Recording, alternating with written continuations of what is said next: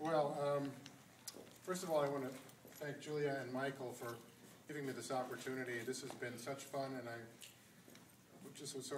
we just had dinner, and I was trying to talk her into giving me another week, but not to be, unfortunately, for me. But no, this has just been wonderful, and being able to see these movies on a big screen, and it's a little disquieting to think that when Mozart was my age, he'd been dead for 27 years.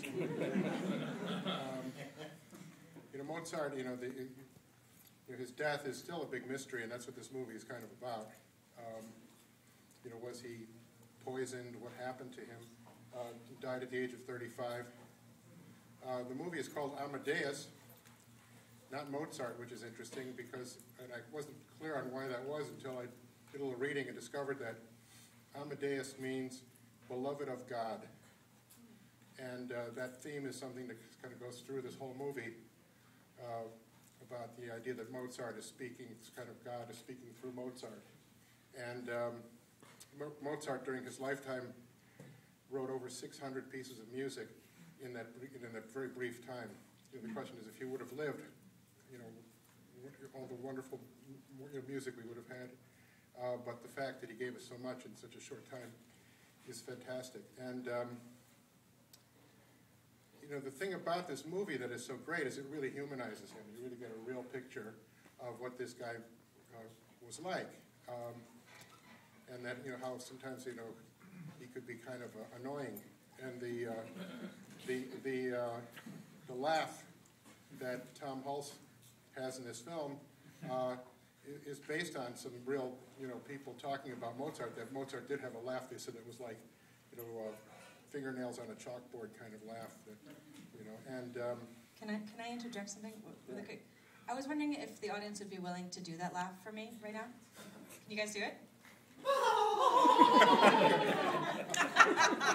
Yeah. Yeah, that's great. Now, I was trying to think if I ever met anyone that was sort of like Mozart, somebody who's so brilliant and can be so annoying sometimes.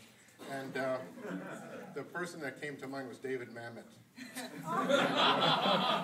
Who, when I met David Mamet when he was 26 years old, and even then he was, he knew who he was, just the same way that Mozart always knew who he was.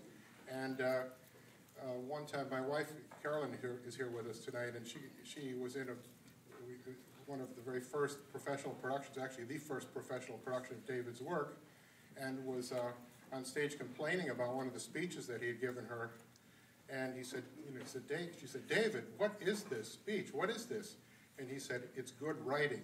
That's what it is. Which sounded, that's the kind of thing that Mozart would say, I think, about his work. And you'll hear him saying things kind of like that in this movie. This movie was made in 1984. It won 8 Academy Awards, including Best Picture.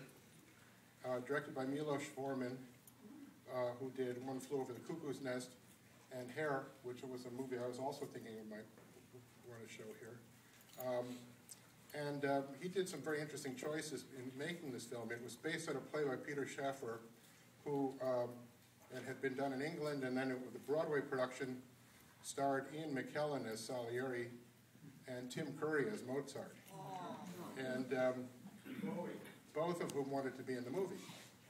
But what Forman did, which I think is sort of fascinating, is that he chose to make this movie with an entirely American cast.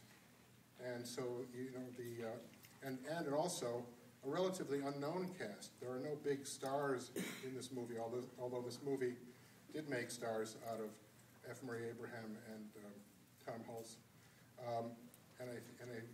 Hulse lost the Academy Award to F. Murray Abraham for Best Actor.